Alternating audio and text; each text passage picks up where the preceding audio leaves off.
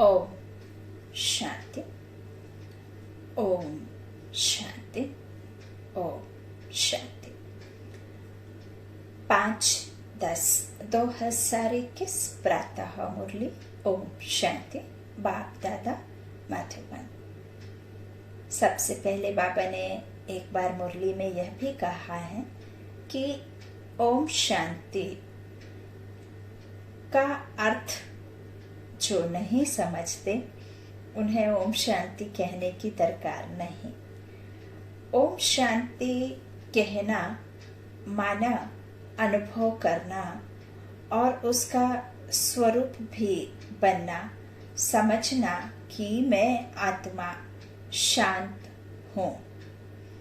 दूसरी बार ओम शांति परमात्मा शांति का सागर, और तीसरी बारी ओम शांति कहना माना मैं आत्मा परमात्मा की संतान, शांत स्वरूप आत्मा। तो यह आपको अनुभव के साथ कहना है और उसका स्वरूप भी बन खुद को निश्चय भी करना है कि मैं आत्मा शांत स्वरूप हूँ। आज भाग्य विधाता, ज्ञानदाता शिव भगवानोबाज मुरली में बेहद के बाप ने कहा, मीठे बच्चे, आत्मा और शरीर जो पतित और काले बन गए हैं, बाप की याद से इन्हें पावन बनाओ, क्योंकि अब पावन दुनिया में चलना है। भगवान किन बच्चों को मिलता है? प्रश्न है। बाप ने कौन सा हिसाब बतलाया है? आज का प्रश्न। उत्तर है, जिन्होंने शुरू से भक्ति की है उन्हें ही भगवान मिलता है। बाबा ने यह हिसाब बतलाया है कि सबसे पहले तुम भक्ति करते हो, इसलिए तुम्हें ही पहले पहले भगवान द्वारा ज्ञान मिलता है, जिससे फिर तुम नई दुनिया में राज्य करते हो। बाप कहते हैं, तुमने आधा कल्प मुझे याद किया है, अब मैं आया हूँ तुम्हें भक्ति का फल देने। सबसे जास्ती जन्म जास्ती भक्ति, आदि में जो आए सो शुरू में सबसे पहले भक्ति उनने ही की। तो बाबा आकर जिनको ज्ञान देते हैं उन्हीं की सबसे जास्ती भक्ति होती है ना, जो सबसे पहले करते हैं। तो इस तरह ब्रह्मा बाबा सबसे जास्ती भक्ति वाले हैं ना, तो सबसे पहला ज्ञान उन्हें ही मिलता है। ओम शांति। गीत है मरना तेरी गले में। ओम शांति। बच्चों ने गीत सुना, जब कोई मरते हैं तो बाप के पास जन्म लेते हैं। जानते हो हम आत्माएं हैं, वह हो गई शरीर की बात। जो शरीर छूटता है तो वो जिस दुनिया का है उस दुनिया में ही उसे क्या किया जाता है? मिला दिया जाता है, वहां ही विनाश हो जाता है। और आत्मा तो विनाशी नहीं है, अविनाशी है। तो आत्मा बाप के पास जाकर जन्म लेती है ना, बाबा ऐसा कहते हैं। तो आत्मा क्या करती? बाबा कहते हैं वो हो गई शरीर। हम जानते हैं ना, एक शरीर छोड़ फिर दूसरे बाप के पास जाते हैं। शारीरिक पिता दूसरा हो जाता है ना। ऐसा नहीं है कि जो इस जन्म में पिता मिला है वही अगले जन्म में भी मिलेगा। जब आत्मा शरीर छोड़ती है और जब दूसरे परिवार में जन्म लेती है तो उसके फीचर्स, उसके परिवार वाले, उसका पिता, उसकी माता सब बदली हो जाते हैं ना। तो फिर दूसरे बाप के पास चले जाते हैं, है ना। तो ऐसे कितने बाप होते हैं? जितने जन्म उतने बाप मिलेंगे ना। लेकिन जो आत्मा का बाप है वो तो एक ही है, और सर्व आत्माओं का वो बापों का बाप भी है, देवों का देव भी है, पतियों का पति भी है ना। तो यह सब बातें समझने की हैं। बाबा कहते हैं, तुमने कितने साकारी बाप किए हैं, असल में हो निराकारी बाप के बच्चे। तुम आत्मा परम पिता परमात्मा के बच्चे हो, रहने वाले भी वहाँ के हो, जिसको निर्वाण धाम व शांति धाम कहा जाता है। बाप भी वहाँ रहते हैं। यहाँ तुम आकर लौकिक बाप के बच्चे बनते हो। लौकिक माना शरीर रूपी पिता, शरीर का पिता। लौकिक है ना, जो देखने में आते हैं, जो हमारे परिवार में आते हैं। हम जिन परिवार में आते हैं तो शरीर रूपी पिता है ना। तो जैसे बाबा कहते हैं, यहाँ तुम आकर क्या करते हैं, जब हम व्यक्त शरीर को धारण करते हैं ना, जीव जब आत्मा जीव को धारण करती है, तो फिर हम कहाँ आते हैं, लौकिक बाप के बच्चे बनते हैं। तो फिर उस बाप को भूल जाते हैं। किससे? जो हमारा आत्मा का पिता है ना। तो सतयुग में तुम सुखी बन जाते हो, और सतयुग से ही ड्रामा शुरू हो जाता है। आत्माओं का आदि में पाठ हो जाता है ना, शुरुआत हो जाती है। तो बाबा कहते हैं सतयुग में तुम सुखी बन जाते हो, तो उस पारलौकिक बाप को भूल जाते हो। सुख में उस बाप का सिमरन नहीं करते हो, दुख में याद करते हो, और आत्मा याद करती है, ना कि शरीर। जब लौकिक बाप को याद करती है तो बुद्धि शरीर तरफ रहती है। जब हम लौकिक किसी भी संबंध को याद करते हैं तो बुद्धि कहाँ झट चली जाती है, उनके चेहरे पर, उनके शरीर पर, है ना। आत्मा को तो नहीं, बाप के अंदर जो आत्मा है प्रकृति के बीच में, लौकिक पिता के अंदर, उसे तो याद नहीं करते ना, हम तो शरीर को याद करते। तो बाबा कहते जैसे ही लौकिक बाप को बुद्धि याद करती है, बुद्धि शरीर की तरफ रहती है। उस बाबा को याद करेंगे तो कहेंगे, ओ बाबा, हैं दोनों बाबा, राइट अक्षर बाप ही है। वह भी फादर और यह भी फादर, लौकिक पिता भी फादर और आत्मा का पिता भी फादर है ना। बाबा कहते हैं आत्मा रूहानी बाप को याद करती है तो बुद्धि वहां चली जाती है। जब भी हम ईश्वर को याद करते हैं, परम आत्मा को याद करते हैं, है ना, एवर प्योर है ना, तो वो जब भी हमें याद आता है तो हमारी बुद्धि कभी भी नीचे की ओर नहीं जाती, ऊपर की ओर चली जाती। उस इशारा बुद्धि जैसे ही भगवान को याद किया और बुद्धि ऊपर की तरफ चली जाती है। तो बाबा कहते हैं यह बाप बैठ बच्चों को समझाते हैं। कितना सहज रीति समझाते हैं। शुक्रिया बाबा। तो अभी तुम जानते हो बाबा आया हुआ है, हमको अपना बनाया है। बाप कहते हैं पहले पहले हमने तुमको स्वर्ग में भेजा, तुम बहुत साहूकार थे, फिर 84 जन्म ले ड्रामा प्लान अनुसार अभी तुम दुखी हो पड़े हो। ड्रामा अनुसार यह पुरानी दुनिया खत्म होनी है। तुम्हारी आत्मा और यह शरीर रूपी वस्त्र सतो प्रधान थे, फिर गोल्डन एज से आत्मा सिल्वर एज में आई तो शरीर भी सिल्वर में आया, फिर कॉपर एज में आए। ऐसे जब हम सतो प्रधान होते तब हमारी 150 वर्ष आयु होती। जब हम त्रेता अर्थात सूक्ष्म गति से 2 कलाएं कम होती, 16 से 14 चंद्रवंशी में, तो उस समय सिल्वर एज होती अर्थात सवाया हो जाती है ना, 150 से फिर कम होती, धीरे धीरे शुरुआत हो जाती। तो सेकंड हैंड हो जाता है ना। कोई भी नया मकान आप भले एक महीने पहले बनाएंगे तो भी उसका सेकंड हैंड का ही प्राइस बांधेगा, कोई भी है ना, देगा। तो इसी तरह सिल्वर एज में आए तो शरीर भी सिल्वर एज में आया, फिर कॉपर एज में आए। द्वापर से क्या होता, कॉपर एज में आते हैं तो उधर जन्म ज्यादा होते और एज भी कम होती, और शरीर का जो उम्र है ना वो कितनी हो जाती, सिल्वर से भी कम कॉपर में हो जाती। तो कॉपर एज में आए। अभी तो तुम्हारी आत्मा बिल्कुल ही पतित हो गई है तो शरीर भी पतित है। जैसे 14 कैरेट का सोना कोई पसंद नहीं करते हैं, काला पड़ जाता है। तुम भी अभी काले आयरन एज्ड बन गए हो, और आयरन एज्ड अर्थात तमो प्रधानता, अर्थात कोई भी जो उम्र का ठिकाना नहीं है कि कब आपकी अंतिम घड़ी हो जाए, है ना। तो ऐसे बाबा कहते तमो प्रधानता की वजह से होते हैं।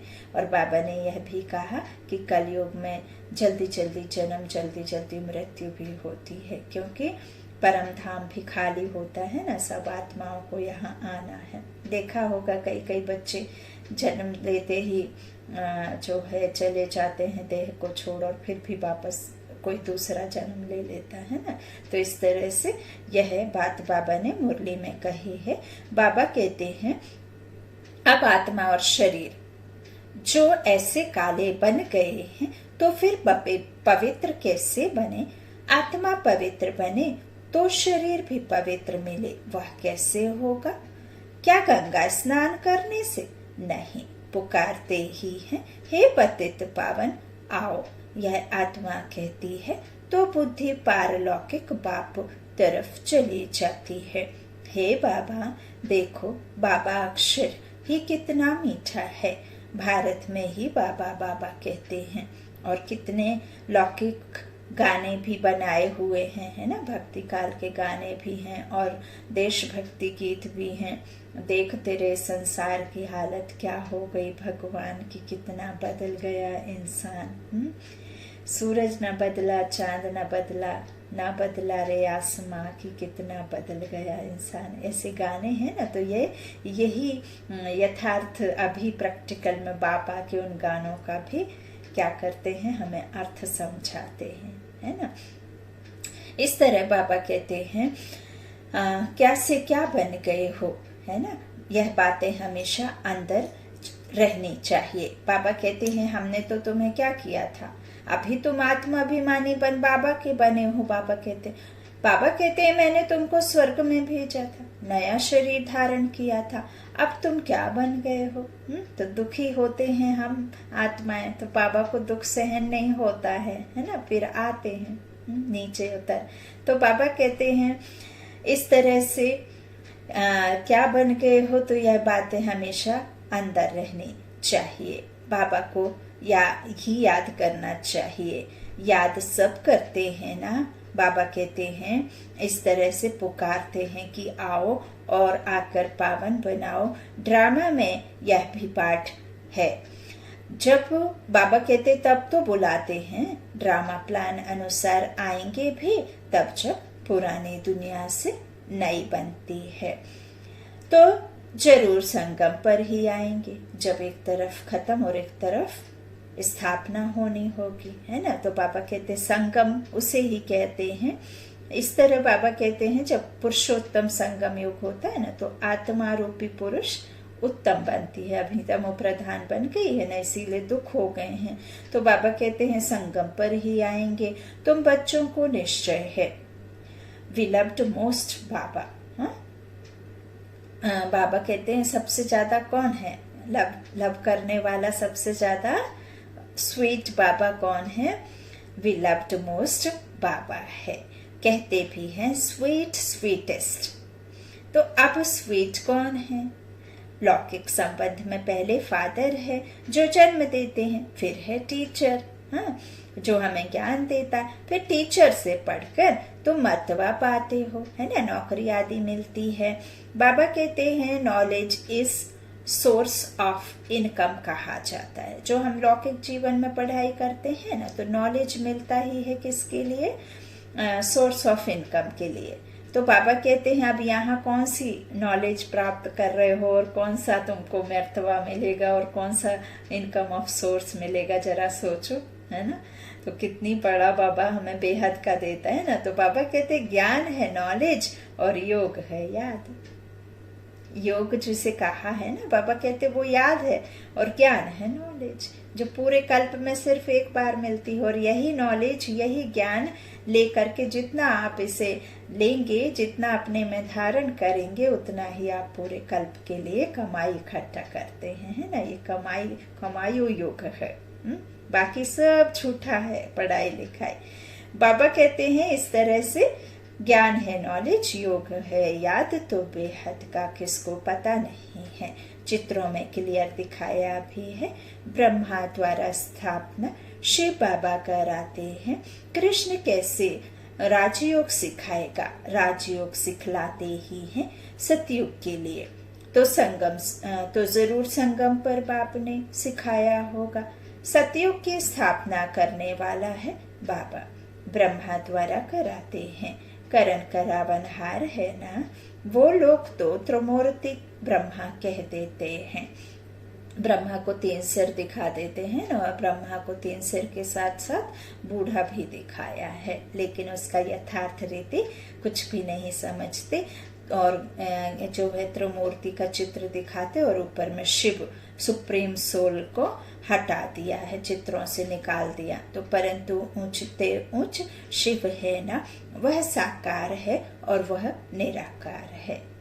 ब्रह्मा क्या है, साकार में आते है ना, और यहाँ ही रहते, और शिव बाबा तो निराकार है ना। तो बाबा कहते सृष्टि भी यही है। इस सृष्टि का ही चक्र फिरता है, रिपीट होता रहता है। ऐसा नहीं है कि इसका अंत हो जाता है, अंत नहीं होता, रिपीट होता है। सूक्ष्म बदन की सृष्टि का चक्र नहीं गाया जाता है, वह सिर्फ साक्षात्कार के लिए होता है ना। तो वर्ल्ड की हिस्ट्री ज्योग्राफी रिपीट होती है। गाते भी हैं सतयुग, त्रेता, द्वापर, कलयुग। 4 युगों को 4 इक्वल भागों में बांटा दिखाया है ना, स्वास्तिक। तो कैसे उसका भी, स्वास्तिक का भी बाबा ने बताया है कि कैसे दाता भाव रहता है, फिर थोड़ा सा झुक जाता है, फिर लेने का भाव हो जाता है, फिर तो बिल्कुल टोटल ही देना लेना तो बिल्कुल ही चाहते हैं, देना तो बिल्कुल ही नहीं चाहते। इस तरह से दिखाया हुआ है ना। तो बाबा सभी बातों का हमें शास्त्रों आदि का सब भेद समझाते हैं, रियलिटी क्या है और कैसे लिखे गए हैं, उसके पीछे का भी कुछ ना कुछ राज है। ऐसे ही तो भासना नहीं आती है ना। तो बाबा कहते इस तरह से जो गाते भी हैं सतयुग, त्रेता, द्वापर, कलयुग, तो बीच में जरूर संगम युग चाहिए, नहीं तो कलयुग को सतयुग कौन बनाए। नरकवासियों को स्वर्गवासी बनाने बाप संगम पर ही आते हैं। जितनी पुरानी दुनिया उतना दुख जास्ती। आत्मा जितना तमो प्रधान बनती है उतना दुखी होती है। देवताएं हैं सतो प्रधान, यह तो highest authority God fatherly government है। साथ में धर्मराज भी हैं। बाप कहते हैं तुम शिवालय में रहने वाले थे, अब है वैश्यालय। तुम पावन थे, अब पतित बने हो, तो कहते हो हम तो पापी हैं। आत्मा कहती है मुझ निर्गुण हारे में कोई गुण नहीं। मैं मूर्ख खलकामी, तुम सेवक, तुम क्या कहते हैं, मैं मूर्ख खलकामी ऐसे कहते हैं ना, और तुम स्वामी बोलते, मैं सेवक तुम स्वामी, है ना। आरती अब गाते गाते याद नहीं रहती, माफी बाबा। तो इस तरह से मुझ निर्गुण हारे में कोई गुण नहीं। कोई भी देवता के मंदिर में जाएंगे तो उनके आगे ऐसे कहेंगे, कहना चाहिए बाप के आगे, उसको छोड़ ब्रदर्स को लगते हैं, है ना। हम सब आधार मूर्त हैं ना, और पूर्वज आत्माएं हैं, और वो तो अनुज है ना, ब्रदर्स हैं। जो मंदिर में विराजमान मूर्तियां हैं ना, वो तो आत्मा भाई ब्रदर्स हैं। तो अब बाबा कहते हैं कहना बाप के सामने चाहिए, और उसको छोड़ ब्रदर्स को लगते हैं। यह देवताएं ब्रदर्स ठहरे ना, होकर गए, अभी है नहीं। वो चैतन्य शक्तियां अर्थात आत्मा है नहीं, वो मूर्तियां हैं, जड़ चित्र हैं, है ना। तो ब्रदर्स से तो कुछ मिलना नहीं है। रचता बाप से मिलना है, रचना से थोड़ी मिलेगा। काका चाचा फूफा मामा से तो नहीं मिलता ना। वर्षा तो किससे मिलता है, प्रॉपर्टी किसकी मिलती है, दादे की मिलती है पिता के द्वारा, है ना। इस तरह बाबा कहते हैं कि पिता से मिलना है ना, ब्रदर्स से तो कुछ नहीं मिलना है। बाबा कहते भाइयों की पूजा करते करते नीचे गिरते आए हैं। अब तुम बच्चे जानते हो बाप आया हुआ है, उससे हमको वर्षा मिलना है। बाकी मनुष्य तो बाप को जानते ही नहीं, सर्वव्यापी कह देते हैं। कोई फिर कहते अखंड ज्योति तत्व है, कोई कहते वह नाम रूप से न्यारा है। अरे तुम कहते हो अखंड ज्योति स्वरूप है, फिर नाम रूप से न्यारा कैसे हो। कैसे कहते हो? बाप को ना जानने के कारण ही पतित बन पड़ते हैं। तमो प्रधान भी बनना ही है। बाबा कहते यह भी ड्रामा है। फिर जब बाप आए तब सबको पावन बनाए। आत्माएं निराकारी दुनिया में सब बाप के साथ रहती हैं। फिर यहाँ आकर सतो रजो तमो का पाठ बचाती हैं। आत्मा ही बाप को याद करती है। आत्मा ही, शरीर को कोई कष्ट हुआ तो शरीर के द्वारा आत्मा कष्ट, बीमारी, कुछ भी सहन जो करती है वो आत्मा को तकलीफ होती है, ना कि शरीर को। बाप आते भी हैं, कहते हैं ब्रह्मा तन का आधार लेता हूँ। यह है भाग्यशाली रथ। भगवान का रथ भाग्यशाली ही हुआ। तो बिगर आत्मा रथ थोड़े ही होता है। कहते हैं भागीरथ ने गंगा लाई। तो अब यह बात तो हो नहीं सकती। कोई अपने तप करके उतनी बड़ी नदी को अपने बालों में क्या समा सकता है क्या? तो तप करके गंगा भागीरथ लाई। तो अब उससे स्नान करके क्या होते, ऐसे दिखाया ना कि पावन हो जाते। तो अब यह बात तो हो नहीं सकती, परंतु कुछ भी समझते नहीं कि हम कहते क्या हैं।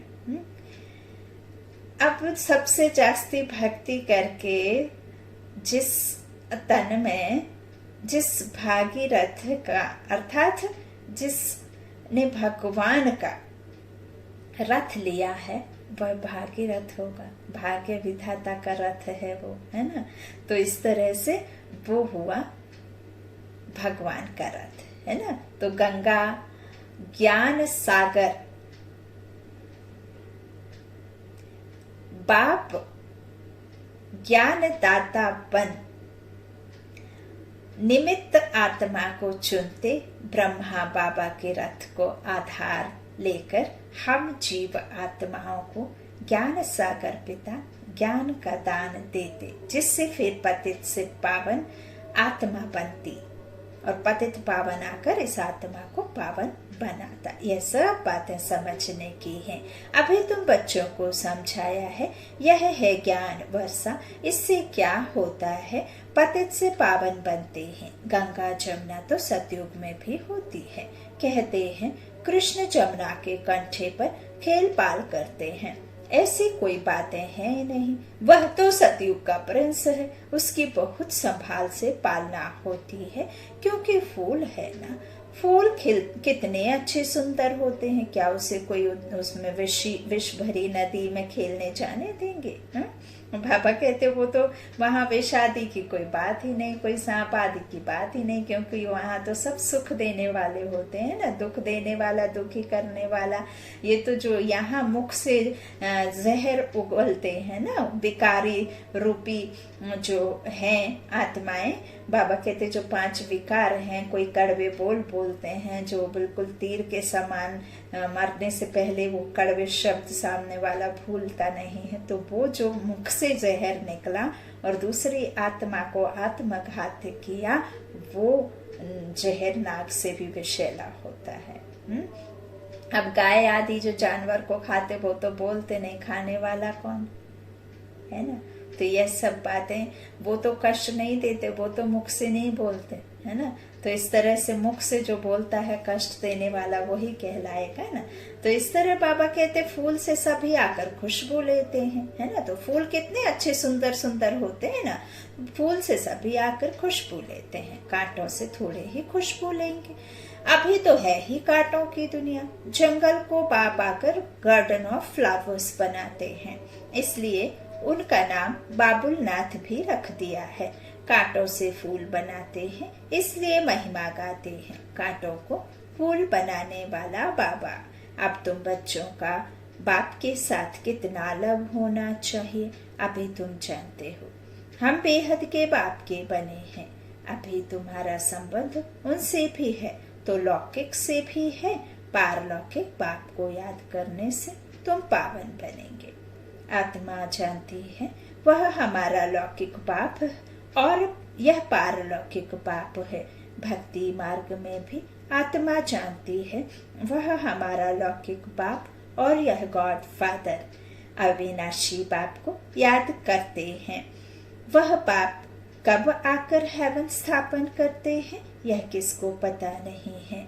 बाप आते ही हैं पतितों को पावन बनाने, तो जरूर संगम पर आएंगे, जरूर पतित दुनिया में ही आना होगा। शास्त्रों में तो कल्प की आयु लाखों वर्ष लिखकर मनुष्य को बिल्कुल घोर अंधियारे में डाल दिया है। कहते हैं जो बहुत भक्ति करते हैं उन्हें भगवान मिलता है, तो सबसे जास्ती भक्ति करने वाले को जरूर पहले मिलना चाहिए। बाबा कहते बाप ने हिसाब भी बतलाया है। सबसे पहले भक्ति तुम करते हो, तुमको ही पहले पहले भगवान द्वारा ज्ञान मिलना चाहिए, जो फिर तुम ही नई दुनिया में राज्य करो। बेहद का बाप तुम बच्चों को ज्ञान दे रहे हैं, इसमें तकलीफ की कोई बात नहीं है। बाप कहते हैं तुमने आधा कल्प याद किया है, सुख में तो कोई याद करते ही नहीं। अंत में जब दुखी हो जाते हैं तब हम आकर सुखी बनाते हैं। अभी तुम बहुत बड़े आदमी बनते हो, चीफ मिनिस्टर, प्राइम मिनिस्टर आदि के बंगले कितने फर्स्ट क्लास होते हैं, सारा फर्नीचर ऐसा फर्स्ट क्लास होगा।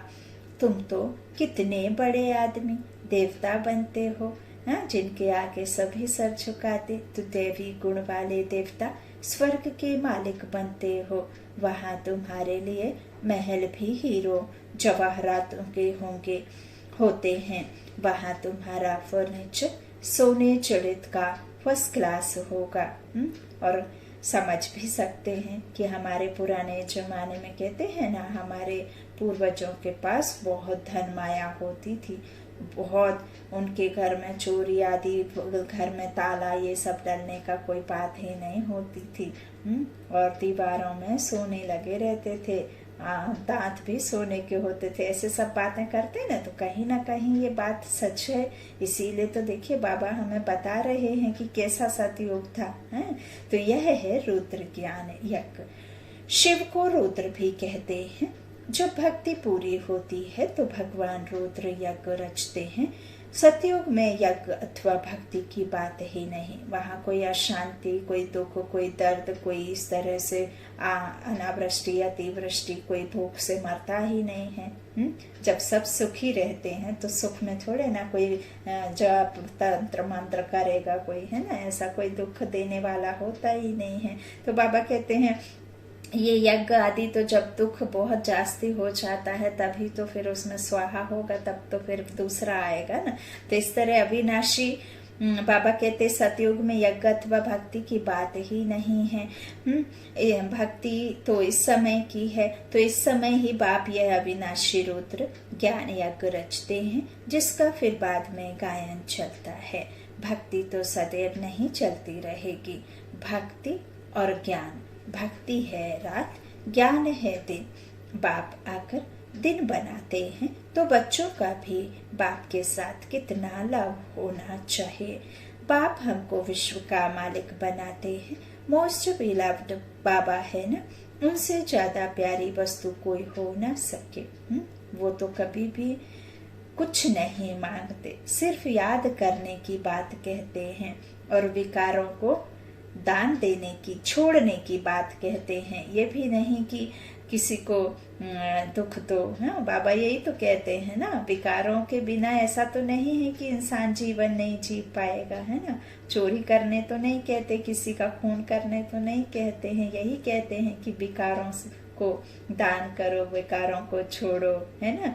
और अपने सत्व जो आपके गुण है, आत्मा के निज गुण है, निज धर्म है, उनको धारण करो। जो आपका धर्म है उसे, जैसे हम पाप आत्मा बने तो पुण्य आत्मा बनने की बात बाबा कहते हैं। बस यही सब बाबा कहते हैं और तो कुछ कहते नहीं। बाबा तो निस्वार्थ, निरंकारी, निर्विकारी है। उसे तो कुछ चाहिए नहीं, उसे तो राज्य भाग्य लेना नहीं है, तो उससे किस बात की चिंता। इसीलिए तो वो इतना प्यार करते हैं ना, उनसे जास्ती प्यारी वस्तु कोई हो ना सके। आधा कल्प से याद करते आए हैं, बाबा आकर हमारे दुख हरो। अब बाप आए हैं, समझाते हैं, बच्चे तुम्हें अपने गृहस्थ व्यवहार में रहना ही है, यहाँ बाबा के पास कहाँ तक बैठेंगे। साथ में तो परम धाम में ही रह सकते। बाबा कहते साथ में तो परम धाम में ही रह सकते, यहाँ तो पॉसिबल नहीं, यहाँ तो नहीं रह सकते। यहाँ तो नॉलेज पढ़ने की है। नॉलेज पढ़ने वाले थोड़े होते हैं। लाउड स्पीकर पर कभी पढ़ाई होती है क्या? टीचर सवाल कैसे पूछेंगे? लाउड स्पीकर पर रेस्पॉन्ड कैसे दे सकेंगे? इसलिए थोड़े थोड़े स्टूडेंट्स को पढ़ाते हैं। कॉलेज तो बहुत होते हैं, फिर सबके इम्तहान होते हैं, रिजल्ट निकलती है। यहाँ तो एक बाप ही पढ़ाते हैं। यह भी समझाना चाहिए कि दो बाप हैं, लौकिक और पारलौकिक। दुख में सिमरन उस पारलौकिक बाप का करते हैं। अब वह बाप आया हुआ है। महाभारत लड़ाई भी सामने खड़ी है। वह समझते हैं महाभारत लड़ाई में कृष्ण आया। यह तो हो ना सके, कृष्ण तो यहाँ है ही नहीं, बेचारे मूंझे हुए हैं। फिर भी कृष्ण कृष्ण करते रहते। अब मोस्ट बिलव्ड शिव भी हैं तो कृष्ण भी है, परंतु वह है निराकार, वह है साकार। अब कृष्ण की जो आत्मा है वो तो ब्रह्मा बाबा के तन में है ना, तो फिर शिव भी है, वह है निराकार। और जो कृष्ण की आत्मा है वो शरीर में है, लेकिन अभी वह आत्मा पतित है तो वह साकार में है। निराकार बाप सभी आत्माओं का बाप है दोनों मोस्ट बिलव्ड। कृष्ण भी विश्व का मालिक है ना। अभी तुम जज कर सकते हो कि जास्ती प्यारा कौन है। शिव बाबा ही ऐसा लायक बनाते हैं ना। कृष्ण क्या करते हैं? बाप ही तो उनको ऐसा बनाते हैं जो उनका गायन होता है, नहीं तो वो तो कुछ काम के नहीं। बाबा कहते हैं तो बाप ही उनको ऐसा बनाते हैं ना, तो गायन भी जास्ती उस बाप का होना चाहिए ना। बाप ने समझाया है। तुम सब पार्वतियां हो, यह शिव अमरनाथ तुमको कथा सुना रहे हैं। तुम ही सब अर्जुन हो, अर्जुन अर्थात आत्मा, तो तुम ही सब द्रौपदियां हो। द्रौपदियां जिनको इस कहना चाहिए कहाँ है द्रौपदियां, तो एक नहीं होगी ना। बाबा कहते हैं आत्माओं को ही द्रौपदियां कहा, जो सब दुखी हो करके बचाओ बचाओ का कहते रहते। तो इस विशेष दुनिया को रावण राज्य कहा जाता है। वह है वॉइसलेस वर्ल्ड, विकार की बात नहीं। निराकार बाप विकारी दुनिया रचेंगे क्या? विकार में ही दुख है। सन्यासियों का है ही हठ योग, निवृत्ति मार्ग। कर्म संन्यास तो कभी होता ही नहीं। कर्म जब तक आप शरीर में हैं उसका संन्यास हो ही नहीं सकता, और ना ही संकल्प निर्विकल्प हो सकते। संकल्प चलते ही हैं जब तक आप इस तन को छोड़ नहीं देते। कितना भी बीमार रहेंगे तो भी संकल्प जीरो नहीं होते। अच्छे बुरे होते हैं, है ना, श्रेष्ठ होते हैं, निम्न होते हैं, महान शब्द होते हैं, महान संकल्प होते हैं, लेकिन निर्विकल्प जीरो नहीं होते। क्योंकि बाबा कहते हैं इस तरह से कर्म संन्यास तो कभी होता ही नहीं। वह तब हो जब आत्मा शरीर से अलग हो जाए, है ना। ऐसे तो नहीं आप बैठे बैठे आप खाना अपने हाथ से कर्म करके ना खाएं, कोई डाल दे, दिखाते हैं, मशीन आती है, फिर भी आपको मुंह तो चलाना पड़ेगा ना, ऐसे करना ही पड़ेगा।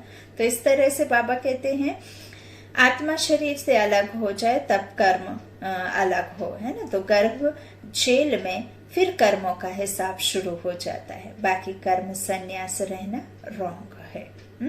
हठ योग आदि बहुत सीखते हैं, गुफाओं में जाकर बैठते हैं, आग से भी चले जाते हैं, अलाय में चलते हैं ना, क्या बोलते हैं उसको, आग के अंगारों में चलते हैं। तो रिद्धि सिद्धि भी बहुत है, जादूगरी से बहुत चीजें भी निकालते हैं। भगवान को भी जादूगर, रत्नाकर, सौदागर कहते हैं, लेकिन उनसे कोई को गति सदगति तो नहीं मिल सकती हाँ? जो रिद्धि सिद्धि गुफाओं में जाकर बैठते तो उससे तो आत्माओं को सदगति नहीं मिलती ना, बाबा कहते। तो भगवान को भी बाबा कहते जादूगर, रत्नागर, सौदागर कहते। लेकिन उनसे कोई को गति सदगति तो नहीं मिल सकती। वह तो एक ही सच्चा सतगुरु आकर सबकी गति सदगति करते हैं। अच्छा, बाप दादा का याद प्यार। मीठे मीठे सिक्की लाधे बच्चों प्रति माता पिता बाप दादा का याद प्यार और गुड मॉर्निंग। रूहानी बाप की रूहानी बच्चों को नमस्ते। हम रूहानी बच्चों के रूहानी माता पिता बाप दादा को याद प्यार और गुड मॉर्निंग। धारणा के लिए मुख्य सार पहला बाबा ने कहा, कांटों से फूल बनाने वाला मोस्ट विलव्ड एक बाप है, उसे बहुत लब से याद करना है। खुशबूदार पावन फूल बन सबको सुख देना है। दूसरा, यह नॉलेज पढ़ाई सोर्स ऑफ इनकम है। इससे 21 जन्म के लिए तुम बहुत बड़े आदमी बनते हो, इसलिए इसे अच्छी रीति पढ़ना और पढ़ाना है। आत्माभिमानी बनना है। वरदान है, बाप दादा को अपना साथी समझकर डबल फोर्स से कार्य करने वाले सहज योगी भव। कोई भी कार्य करते बाप दादा को अपना साथी बना लो तो डबल फोर्स से कार्य होगा और स्मृति भी बहुत सहज रहेगी, क्योंकि जो सदा साथ रहता है उसकी याद स्वतः बनी रहती है। तो ऐसे साथी रहने से वह बुद्धि द्वारा निरंतर सत का संग करने से सहज योगी बन जाएंगे और पावरफुल संग होने के कारण हर कर्तव्य में आपका डबल फोर्स रहेगा, जिससे हर कार्य में सफलता की अनुभूति होगी। आज का स्लोगन है, महारथी वह है जो कभी माया के प्रभाव में परवश ना हो। महारथी वह है जो कभी माया के प्रभाव में परवश ना हो। ओम शांति, ओम शांति, ओम शांति।